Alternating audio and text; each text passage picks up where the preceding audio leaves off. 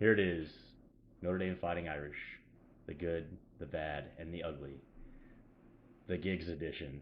I'm Ross Higginbotham, aka Gigs Higgs, and welcome in.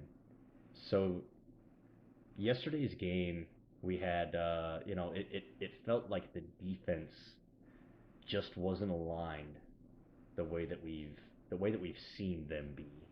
Um, the secondary felt like it wasn't tracking the ball in the same way that it has been for the past few weeks, and the linebacking core seemed a lot weaker.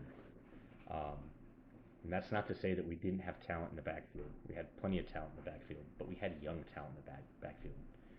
DJ Brown was hurt.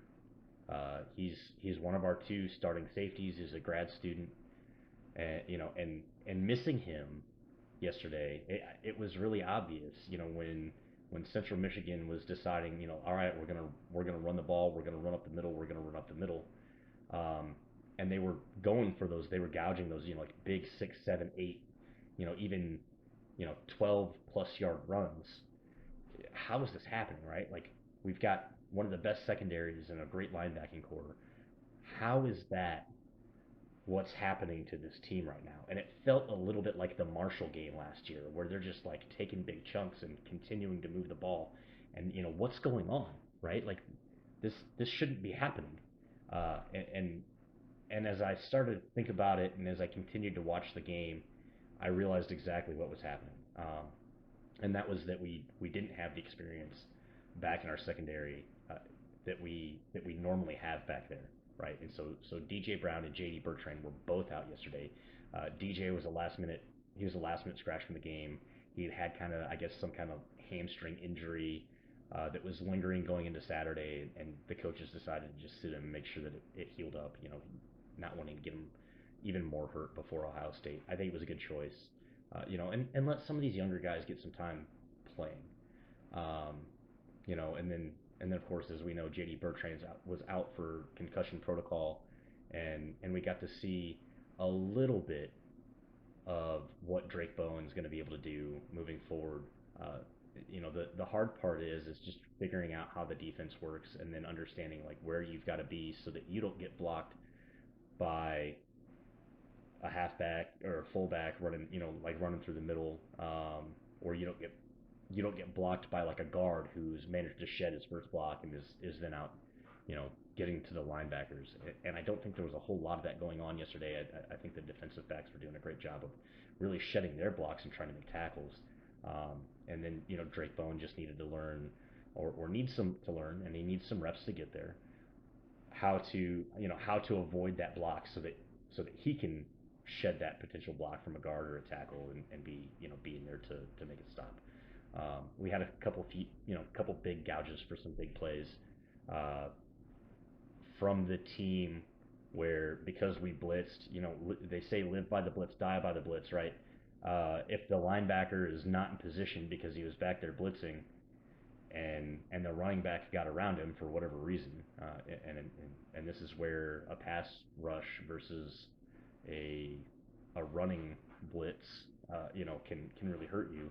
Then everybody's kind of out of position, and without the experience back there in the secondary for the safety to know to step up, shed his block, get in there, and stop the run, it really can cause some problems, and cause some havoc.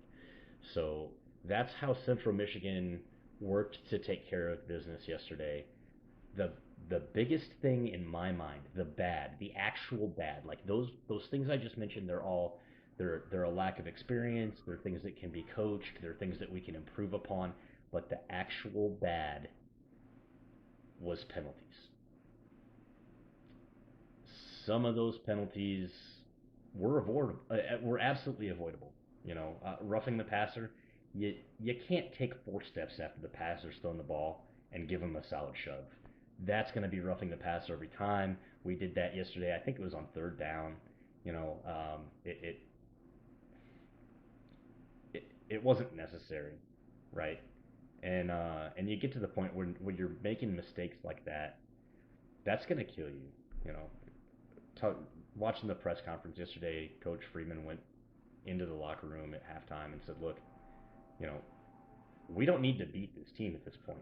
right? Like we're gonna beat this team if we go out there and we do what we're gonna do. And it's like I keep saying, and have said about the our first 4 games: stick to the fundamentals, right?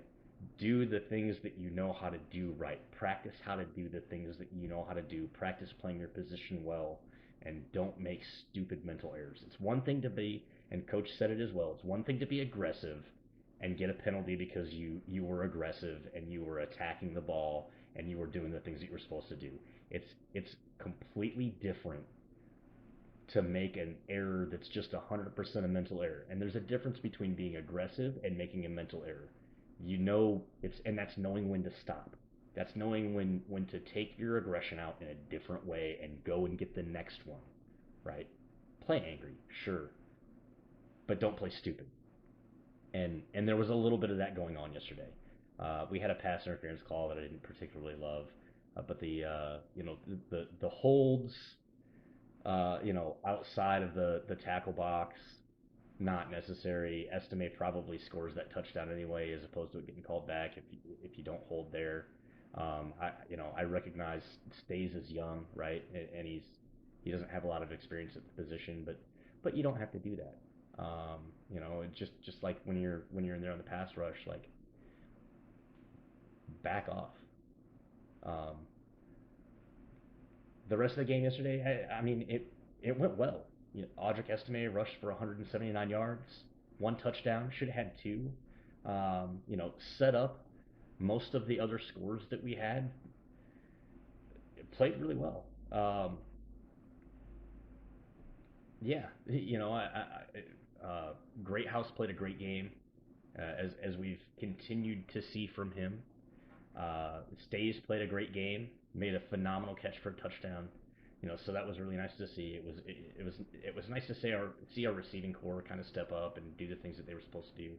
They were definitely getting open, and Sam Hartman played a great game yesterday. I know there's a couple of things that he would probably like to have back. There were a couple of plays where he threw the ball away and he had somebody wide open and he just hadn't gone through his progressions. He was getting moved around a little bit in the pocket yesterday, so I think we'll see some adjustments from the coaching staff there.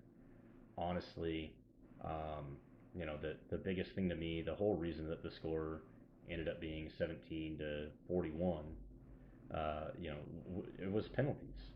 And if without those penalties, they definitely don't score 1 touchdown. They probably don't score the second one, and maybe they don't even get that field goal, right? So they had one opportunity that was legitimately theirs yesterday, to kick a field goal and make a field goal, and they missed it. They missed that field goal. So the final score yesterday, which ultimately could have been 20-41, or Notre Dame 41, Central Michigan 20, it ended up being 41-17, and in theory, like none of those points should have ended up on the board, or if they had not had silly penalties, none of those points would have ended up on the board. So we've got some adjustments to make. We've got to work on the no penalties thing going into Ohio State next week. We cannot beat ourselves against Ohio State. It's a sold-out game. It's going to be a rowdy crowd. I think it's going to be a very loud game to be at. It's a night game, 7:30 p.m. We have ESPN College Game Day coming in. It's going to be a big deal. It ought to be a lot of fun. If you have tickets, enjoy the game. If not, enjoy watching it on TV. I think the Irish can win it. We'll see how it goes. Can't beat ourselves. All right, there it is. We're just pushing past the 9-minute mark. As always, thank you for being here. God bless. I love you all. Keep looking up. Go Irish. And we'll see you here very soon. If you're out there watching on YouTube, please don't forget to like and subscribe. Thank you very much. See you later this week.